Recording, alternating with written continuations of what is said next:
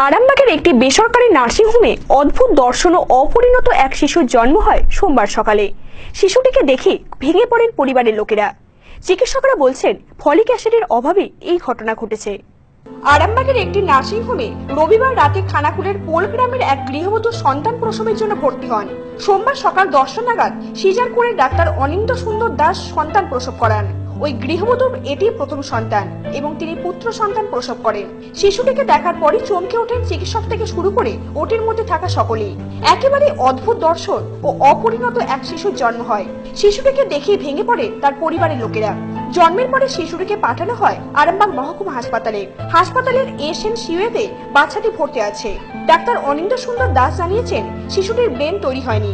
যে অবস্থায় শিশুটির জন্ম হয়েছে ডাক্তারি পরিভাষায় তাকে 39X+ বলা হয়। এই অবস্থাতে শিশুর ব্রেন গঠিত হয় না। চিকিৎসকরা বলছেন ফলিক অ্যাসিডের অপ্রতুলতার কারণে এই ঘটনা ঘটেছে। বাচ্চাটার যে বাচ্চাটা ডেলিভারি যে 39X+, বাচ্চাটার মাথার ব্রেনটা ছিল না, অ্যানএনকেফালি ছিল এবং বিভিন্ন ধরনের কনজেনিটাল অ্যাবনর্মালিটি ছিল।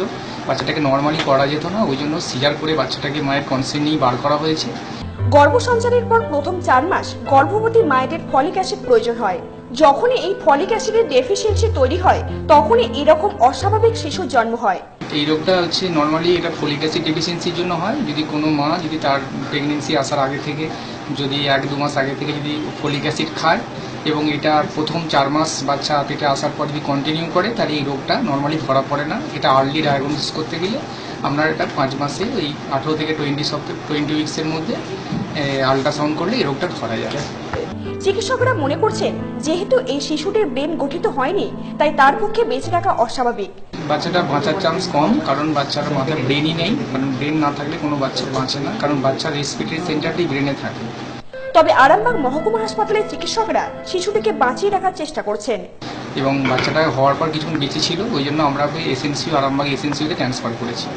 নিউজ আজ বাংলা, খানাকুল।